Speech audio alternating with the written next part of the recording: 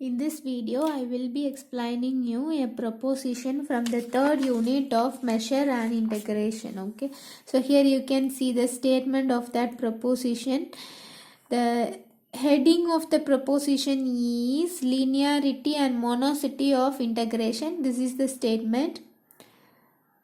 Okay, let pi and psi be simple functions. They are given you two simple functions that are pi and psi.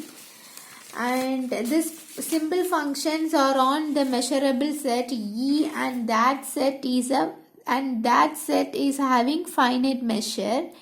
Then if that's so, then we have to prove two conditions. They are, for any alpha and beta, you have to prove this equal to this, and in the second condition is that if simple function pi is less than or equal to the simple function psi on the finite measurable set E, then you have to say integral pi over E less than or equal to integral psi over E. This is what we have to prove. Okay, sometimes they may ask you state and prove linearity and monotonicity of integration. So if they ask like that, then we have to write the statement. Okay, we have to write the statement also. Okay, so be prepared with the statement. Memorize the statement also. That is what I am trying to convey. Okay, so here you can see my notes on this proposition. Okay, let's start with the proof of this proposition. Is that visible? Yes. Since pi and psi are simple function, the statement itself they are given you, right? So just write it down, and they are simple functions, so that you can write pi and psi in this manner. Okay, now you are taking integral over integral E you are taking, so that the chi ei becomes m of ei. When you take integration, chi becomes m like this. Okay, here also when you are taking integration, this chi ei becomes m of ei. Okay, also you are finding, that is first you are finding this first condition. Okay, so now let us find out. You know pi and psi now. Now you are finding alpha pi plus beta psi. So you write alpha as it is, and in the place of pi you are substituting the value of pi here, and plus in the place of beta write beta as it is, and in the place of psi you are writing the value of psi that you have. Now bring this alpha inside, so that you will get this. Is that clear?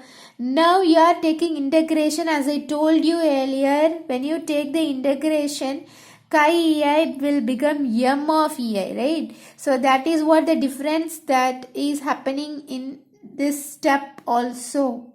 Here you are finding integral over E alpha pi plus beta psi is equal to, what you are doing is, when you are taking integration, the only difference here is happening is in the place of chi ei you are putting m of ei. That's it. Here summation I is equal to 1 to n summation. This is the value of alpha pi plus beta psi, right? So here when you take the integration, I am telling you again and again, in the place of chi ei you are putting m of ei. That's the only difference. In this step what you are doing is, here you have two terms. In this two terms you have summation I is equal to 1 to n is common, so that keep that outside and write the remaining like this. Then write alpha outside, bring this alpha outside, so that you will get this, and when you bring beta outside, so that you will get this. Okay, so I think that you can write this step without writing this, right? You can also write like this. Write this and then equal to, instead of writing this, you can write like this also. I will tell you. I told you, when you take the integration, the only difference you will do is, in the place of chi ei you put m of ei. That's it. Right? Summation I is equal to 1 to n. alpha ai m of ei plus summation I is equal to 1 to n beta bi m of ei. Now in the next step you can take alpha outside, so that this step is unnecessary. Okay. So from this step you can write this, right? Take alpha outside from this term and take beta outside from this term, so that you will get this. So from this you can write this is the value of integral pi over e, and this is the value of integral psi over e. Just write down it, and you have proved what they asked us to prove. So you have proved this equal to this, right? This is very simple, right? And in the next part, next part is very simple, so that I am explaining it on in this video itself. Okay, so if in the second part they are saying that if pi less than or equal to psi means we have to prove this, right? So you are taking, if pi less than or equal to psi on e, you are taking let eta is equal to psi minus pi, because you are taking like this, eta is equal to this value. From this you can say eta greater than or equal to 0. How? Because the psi value is greater than pi. So if it is 7, then this pi value will be less than psi. Okay, less than or equal to psi. So that obviously this eta value will be, when you subtract it, you will get a value that is greater than or equal to 0. When you get 0, if psi value and pi value are equal, then you will get eta equal to 0.